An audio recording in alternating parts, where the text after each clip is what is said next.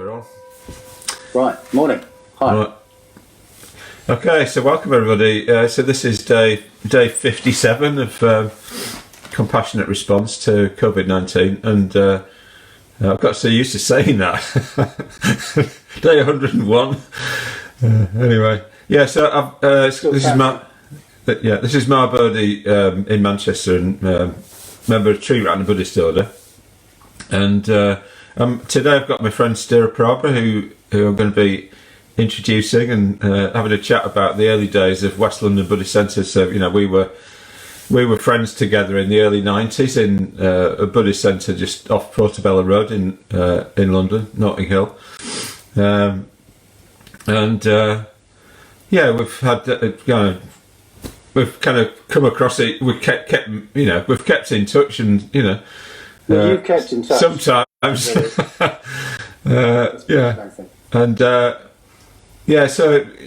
been great actually. The last 4 sessions introducing Dharma Bandhu and then Sumana. So we're going to do the same again. So we're going to have a chat with Sthiraprabha about West London and other things, and then tomorrow he's going to do a session. I'm not quite sure what he's going to do. But yeah, I just want to give. Well, there's something about the chaos, really. The chaos of West London, different personalities and all that. This is one of the things I want to bring out. And what a friendship's really like. What's a Buddhist order really like. With real people and that sort of thing. So there's lots and lots of talks. Kind of official talks, and like Subhuti, he's got 500 talks on free Buddhist audio. Well, we need some talks as well on the internet and that. So yeah, West London, Anarchy Central, as it used to be. But all right, so let's not get into too many cliches just yet. Yeah, exactly. All right. Yeah. All right, so what we'll begin with is a bit of body work. So I'm just going to move the iPad over there, and then we'll do some meditation, and then we'll get into the topic. So you just have to imagine this, Sthiraprabha. Okay, so he's imagining it.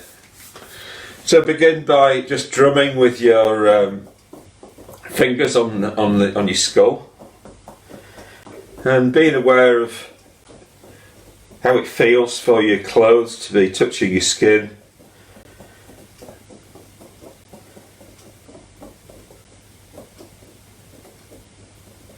Maybe the moisture on your skin evaporating. How does that feel? There's a kind of coolness there.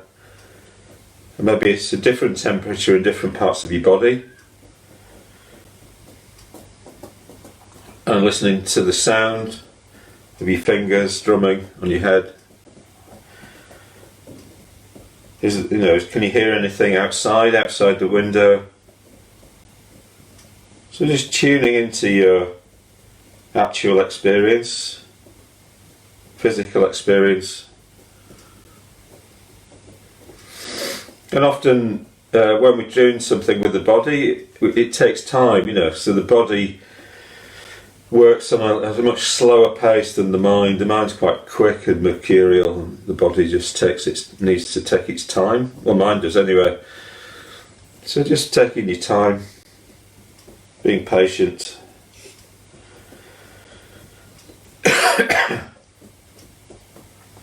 And then just cradling your forehead in the palms of your hands and curving your neck over so that it's like you're turning away from the world, almost into a bit of a fetal position. And take a few deeper breaths.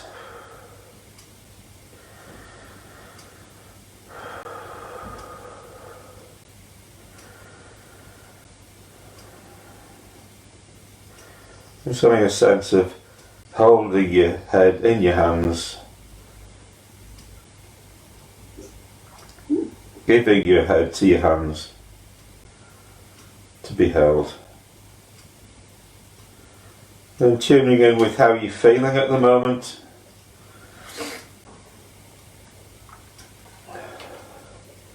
You're feeling quite happy, or are you feeling a bit sad, or it's really important to just bring the whole of yourself into meditation. So really acknowledging how you feel, and not making judgments about it as good or bad. It's just how you feel at the moment.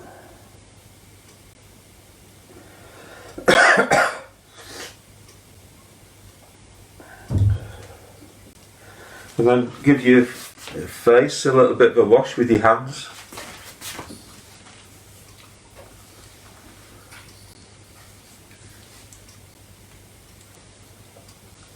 Maybe just hold your hands over your mouth. And just enjoy just breathing in and out, the moisture in your breath.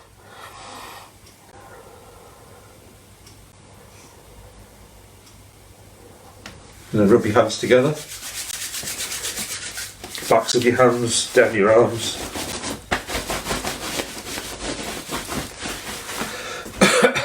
And then put your elbow in the palm of your hand, and then just go over the top. So getting your top of your back onto your spine, giving it a bit of stimulation. Maybe however hard you're doing it, try and do it twice as hard.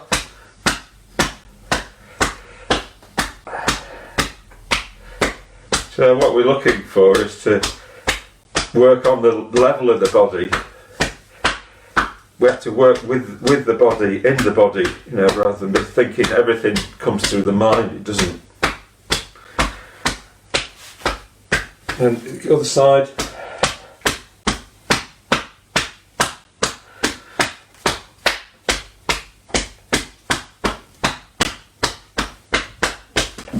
And then down the outside of your arm.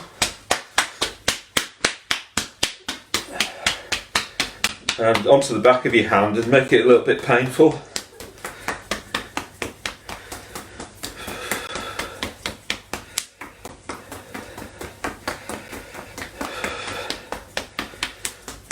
And then palms of your hands up the inside, the other arm.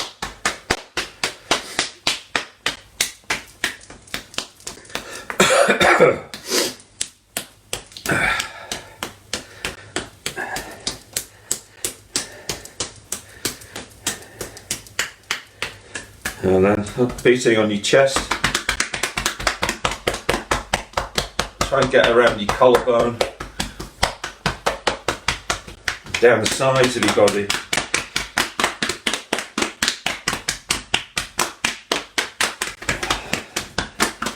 And then just drumming lightly on your kidneys at the back.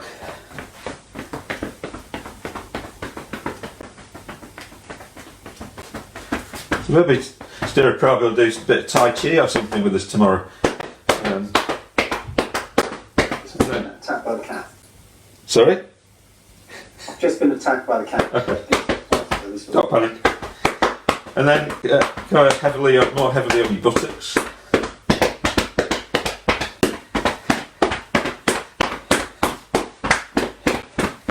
And then down your legs as far as you can go.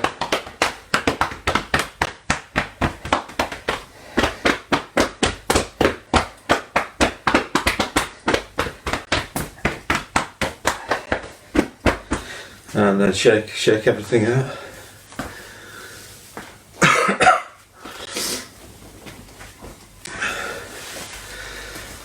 Okay, so that's the stimulating part of the body work. So it's also good for us to smooth the energy out. So we do a little bit of qigong.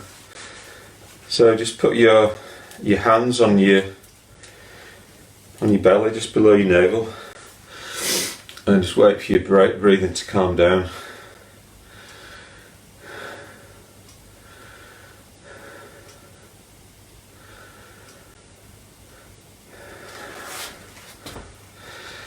And then just when you notice you're breathing out, just bend your knees.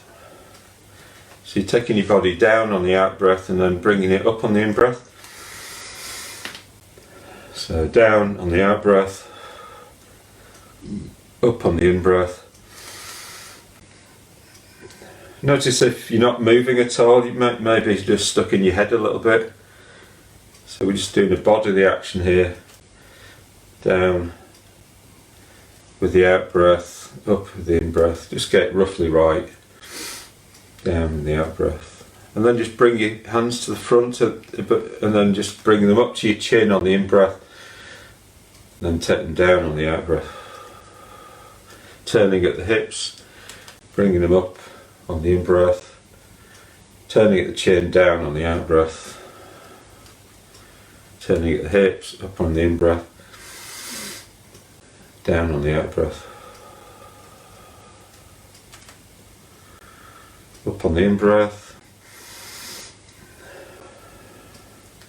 The next time you're coming up with your hands, just keep going past your chin, up into the air, and then out to the sides, open your chest, down the sides, and then up the middle again.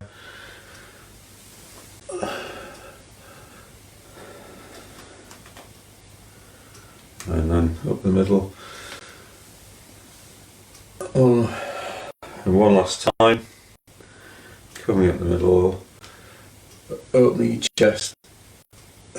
And then just standing for a minute or so and noticing how your body feels now, how your mind feels. Now you've done some body work.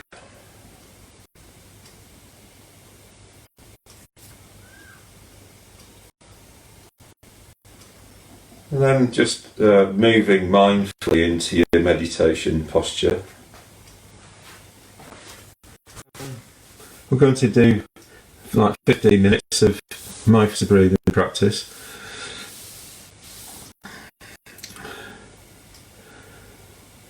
So getting used to your body in this new being in this new position.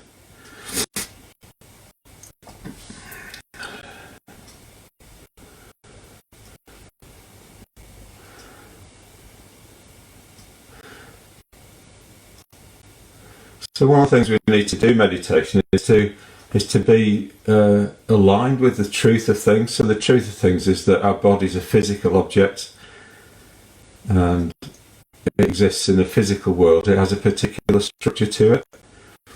So we've got bones that support our weight and muscles that move the body about, organs that keep it alive.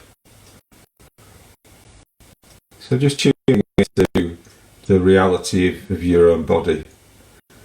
Just see where the bones are, where the muscles are, where the organs are. And we often want to kind of boss our body around, our mind wants to be in control of everything, but what we're looking for is to be free of that, so our body knows how to sit down. It doesn't need any help from our mind to do that. So just let your body just sit there, and all you have to do is just balance your spine so that your weight goes down through your skeleton into the chair and the ground. And your mind and emotions can be free of even being at all involved with your body and what's happening with your body.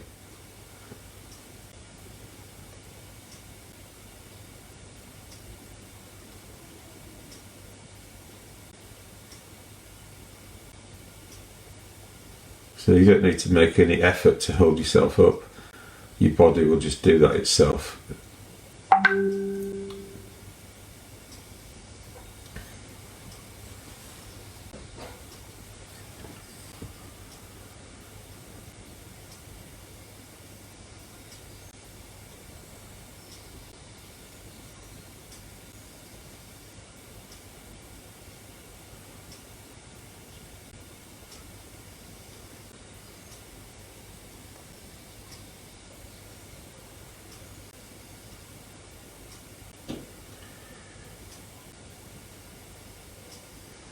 So we're gonna do a version of the mindful breathing where we just, in a way, it's like the fourth stage.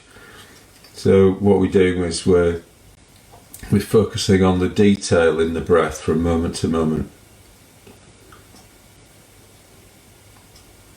So if we're trying to be aware, we need to kind of be quite specific about what's there, knowing what's actually happening.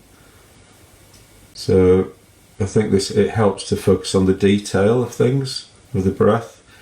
So just knowing whether you know what's happening in this moment and the next moment and the next moment. What sensations and movements are there in the breath in each moment. And if you focus on that detail, then you can't focus on the detail of anything else, like what you're worried about.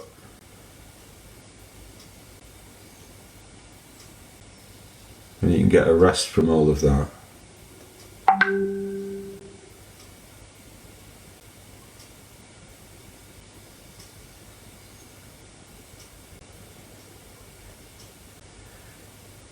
So tuning into the detailed movement in your breath. Practicing the mindfulness of breathing.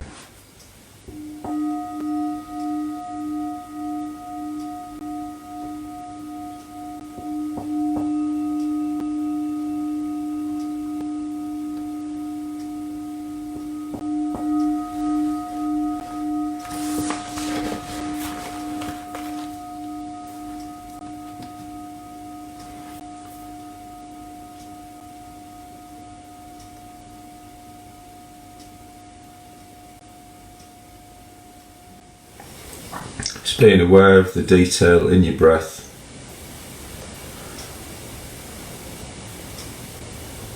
In each moment. What's happening in this moment and the next moment and the next moment.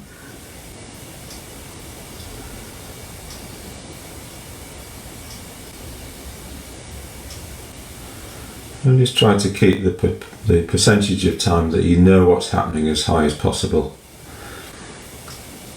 Your mind will wander off, but just keep coming back to the detail in your breath.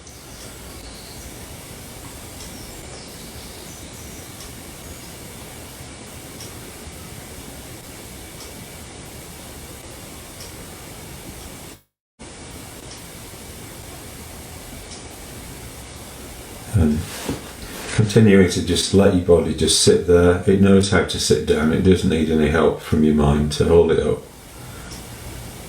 You just need to balance your spine so that your weight goes down as vertically into the chair and the ground as possible.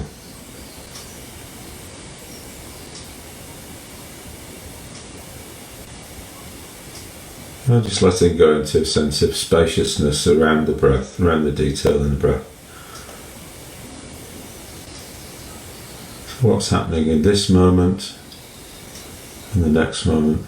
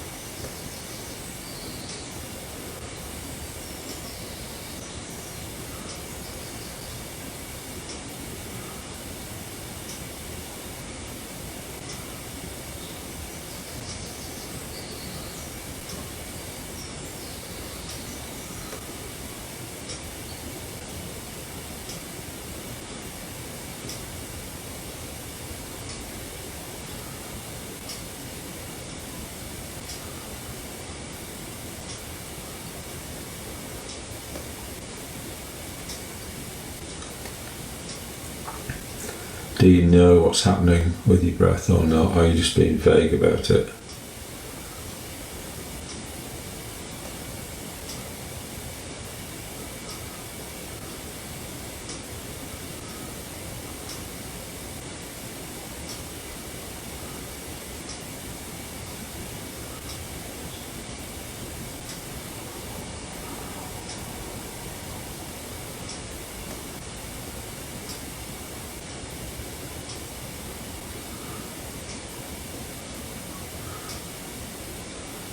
I was looking for any detail in the sensations and movement of the breath.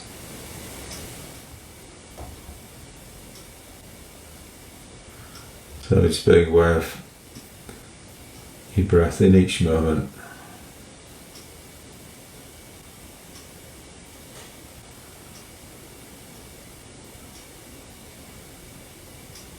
Just allowing your body to just sit there, balanced.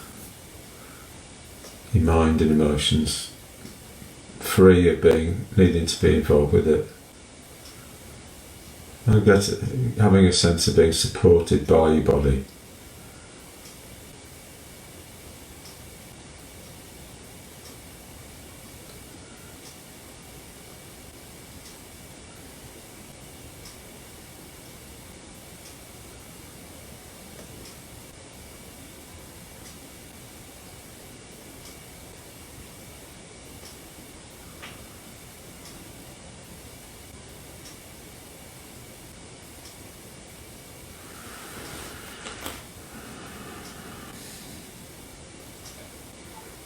And now just bringing your meditation to a close in your own time.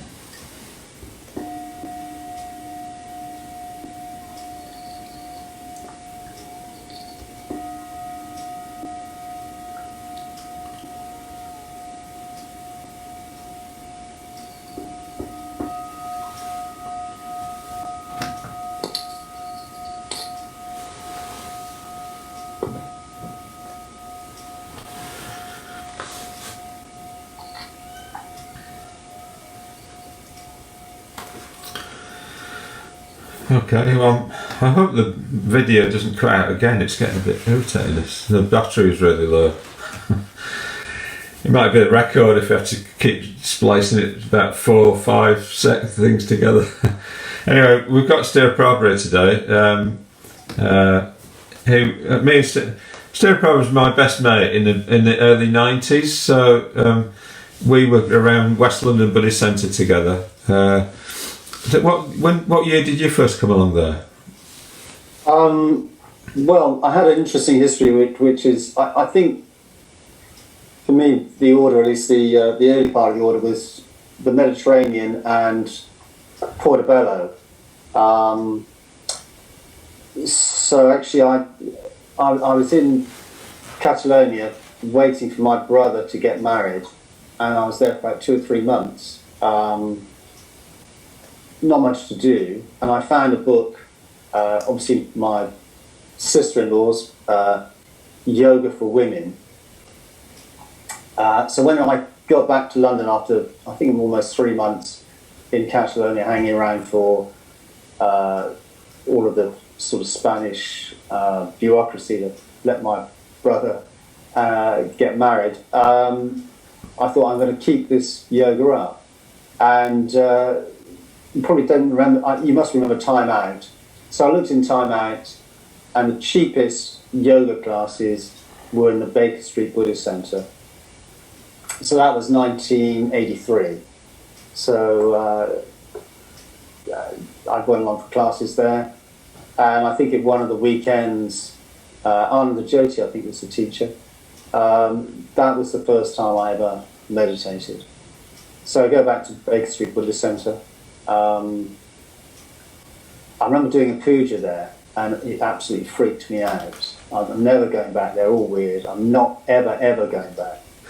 Well, that didn't last. And I was actually at the opening night of the West London Buddhist Centre, which was, as you mentioned, just behind Portobello Road. So that, yeah, so I was sort of there at beginning. So that's 85. That centre opened. Yeah, yeah, yeah. And as we discussed, I was responsible for this, which I think had a bit of an effect on your career. Yeah. So I'll just show people some pictures here of West London.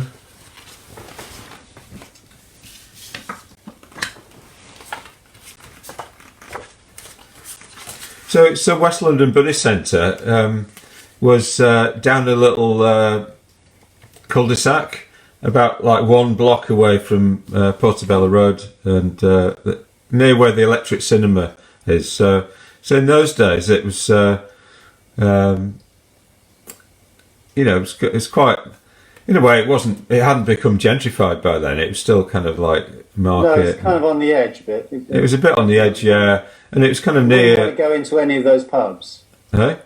You wouldn't want to go into any of those pubs. You yeah. walk past them pretty quick. Yeah. And there was like the Westway, wasn't there? Going, Oh yeah. And underneath it was all these like weird adventure playgrounds and all sorts. Yeah, and little kind of shop places. Yeah, it was a good place to be, actually. Yeah. And All Saints Road's quite close, isn't it, to where we were? Yeah, that's right. Yeah. I remember being warned by a policeman not to go there. Yeah. That's how ungentrified it was. Yeah. You don't want to go there, mate. Yeah. In fact, isn't there a story? There's a story about West London Centre, wasn't there? About we bought it because it had been burnt out, and there'd been a. Yeah, well, Carmen Sheila and some of the others are the ones to talk to about that.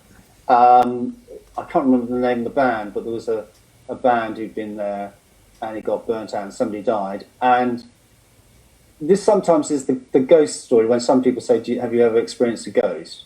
Yeah. And I was sleeping down there one night in the basement all by myself, and there was something there which absolutely terrified me. You can't really describe it here in the broad daylight, or when I've told the story sometimes to students or other people or my daughter. But I was absolutely terrified. There was someone in that corner of that basement, and me alone, and I didn't know where to go or what to do. Yeah. But it certainly had a kind of atmosphere about it. Yeah. So it was just a ground floor and a basement of like a townhouse type thing, and so we had a big shrine room on the ground floor, and then like a massage room in the basement. So this is the famous Buddha. The famous Buddha with the Vidal Sassoon haircut. Whatever happened to him? Well, I don't know, and this is done by Arloka, made out of resin, and it's quite big, really. Yeah, it was. Yeah. Yeah, and I think some people. It was there for quite a while, wasn't it? And then it kind of disappeared, and I wonder what happened to it, really. So I'm sure someone's got it and knows what happened. Somebody's got it. Yeah. Well, Ian, maybe we should call it. So here's some of the people around the centre is Sthiraprabha. Oh yeah. And there's Sthiraprabha. Wow.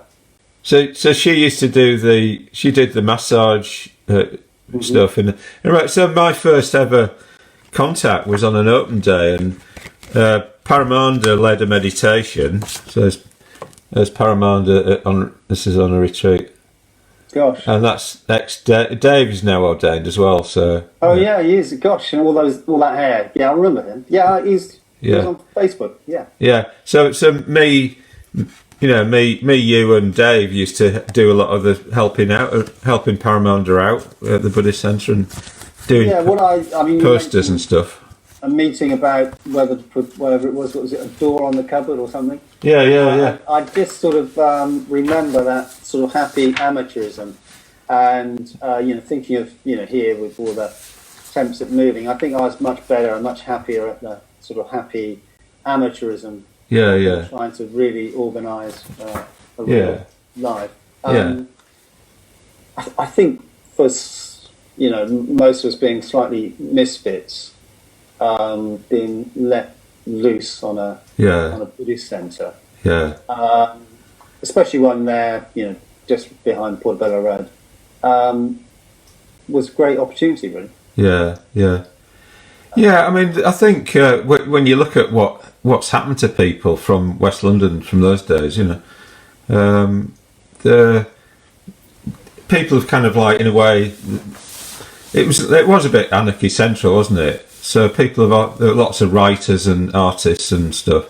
Yeah. And so some of them have gone on to be quite well known. So like Martin Jacks, from Tiger Lilies. I mean, Oh, gosh, yeah, I remember introducing him at our fundraising. Yeah, well, he'd be playing his accordion in on special social evenings, Yeah, and they were fun. Yeah, and Rose would play a violin, and then he'd do his kind of wacky thing. That's right. And Real Tuesday was So Tiger Lilies nominated for a Grammy Award, and kind of basically, we've got a lot of famous fans, like the Matt Groening of The Simpsons is a fan. Okay.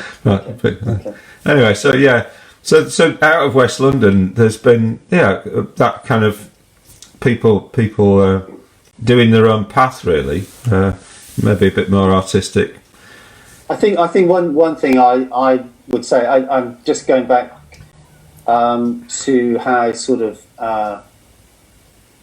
how free you felt. The very, very first retreat I did wasn't a Buddhist retreat. I did a kind of pagan kind of retreat at Avebury, and I've been doing meditation classes with people like Bertarucci and Paramananda for some time at the Buddhist Centre, West London Buddhist Centre, and I didn't much. The guy leading the meditation, who was leading the whole retreat, I thought he wasn't very good, so I said, "Oh, I'll do it." So I turned up as a punter, and I don't know, I can't imagine where that confidence came from, other than just sitting there with Bertarucci and Jananda wasn't ordained, and Paramananda, and just getting that sort of confidence. And I think just say, "Okay, I'll take over, I'll do the meditation for the weekend." But I do think that we had some very good meditation teachers, and I think that gave me, I think it's given you, I think it's most of us who went through the centre a lot of confidence, in meditation and a certain sort of freedom.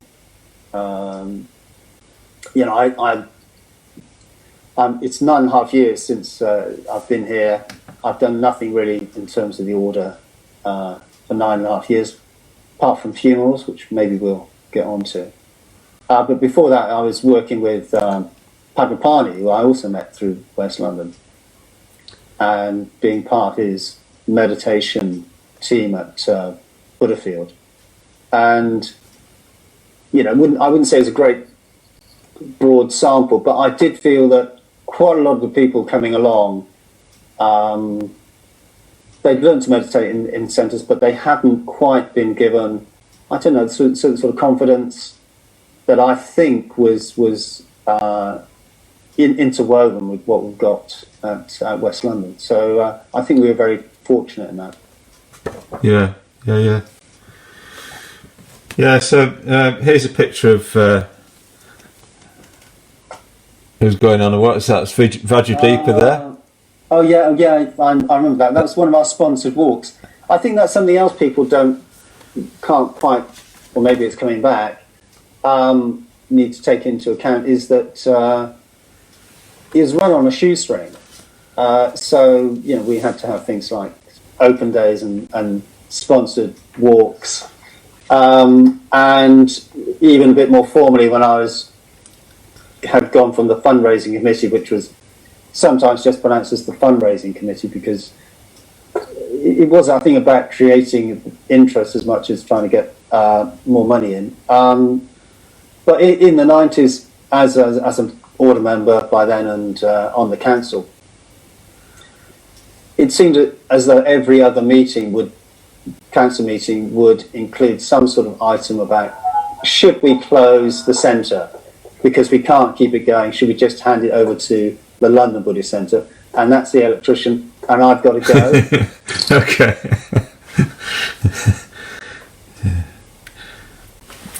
All right. So I knew that he might have to stop to give the electrician the keys for wiring his new house. So yeah, sorry about all the disruption today. It'll all be spliced together and hopefully make something coherent. I'll just maybe show some pictures. So this is a bunch of people from West London on a retreat at Waterhall. So it's a bit vague there.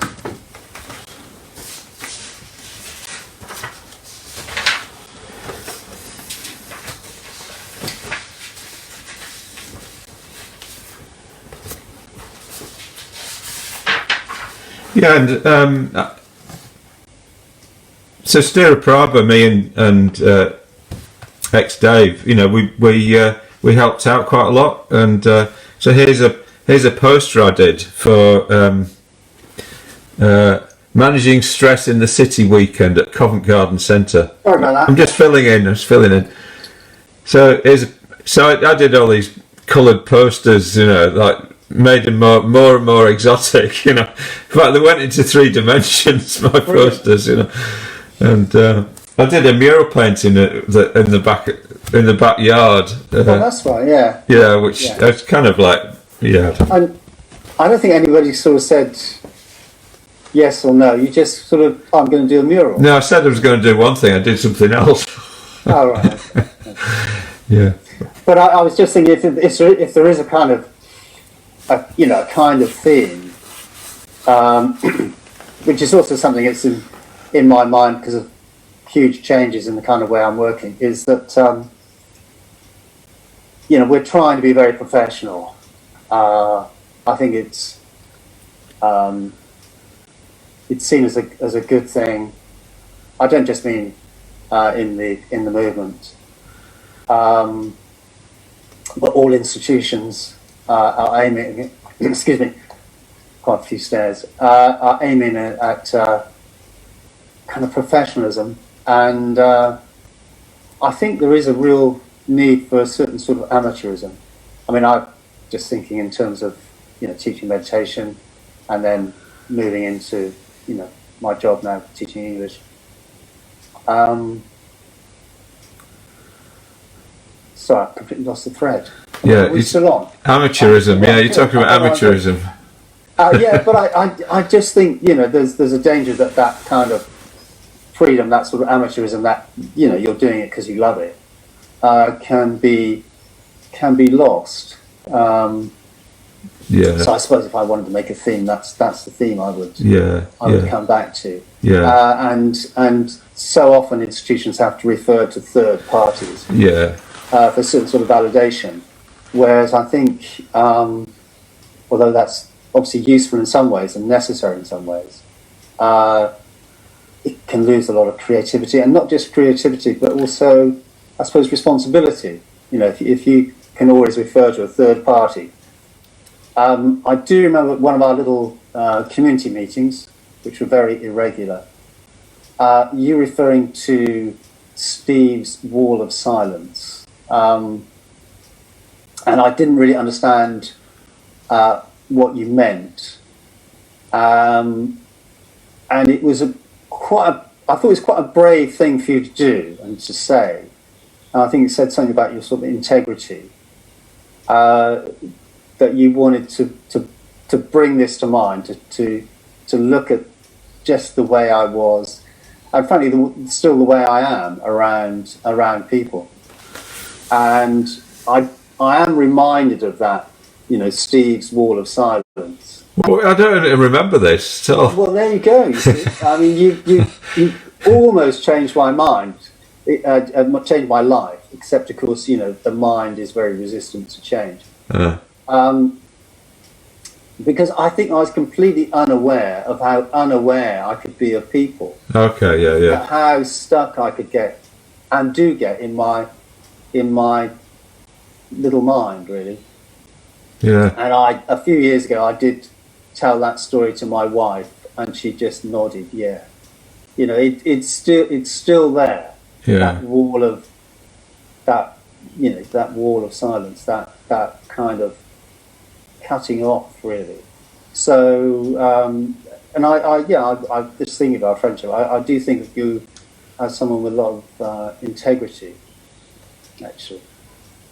Because particularly around the ordination process, there was the direct route, which I to some extent took. You know, went for the shock.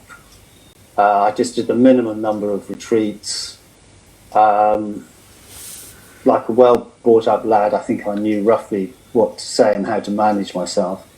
But you were looking for something else, and you know, you didn't go to the shop, which actually I enjoyed in many ways, but you didn't do that. You insisted you wanted Kamarashila as your preceptor. I originally asked, and the powers that be said no. He's, you know, I don't know what he was. He was in Wales or something. I don't know. But he had a strong connection with West London, and he was at that time the only preceptor I knew. But you insisted, and so I think that sort of integrity is very impressive, and I think it's probably one of the reasons why you persisted with the order more effectively than I have. As I say, I'm packing up here after 9.5 years, the longest I've ever lived anywhere, and there's nothing really that I've had to do with the order for those 9.5 years other than funerals and memorials. I mean, sadly, Pete, Jananda, Vajradeepa, all these guys you thought, you know, we're going to live forever. This is great. And, you know, and then they've got... No, but I don't agree with that. I mean, I think that your kind of like charm, you know, your kind of like English charm, and we never got to talk about cricket. Somerset, you know, I think I think you have been in constant contact with the order because there's that wit coming in from left field all the time, you know. Okay. Yeah. So I think that's reassuring. Well, I did think of resigning, but maybe that's what saved me, my wit, because I just thought, I don't need to make a point like resigning, you know. I can just live on my wits. So being in the order, it's like this kind of big, in a way, it's a bigger thing than us, you know. It's like, you know, even though you might not be kind of in that much contact with the institutions and all that, I think so long as you're kind of in the order and like you know, you are contributing something. You're in the dialogue, you know, of what it is, you know. So you're very much in the dialogue, you know. Well, I hope that's true. Well, you are. I don't want to, you know, beat myself up. I'm just sort of reflecting, really. And as I say, you know, the thing that formally I've been involved with is funerals, and I guess, you know, that's in my mind, partly because it's, you know, to do with my dad as well. It's that we're being able to move, but also, you know, there was that spirit, that sort of freedom that we had, and somehow we knew we were going to die, but you know, when it happened, I can't even say it's a shock. It's just, you know, it's a stop, isn't it? And you think, I remember Pete going,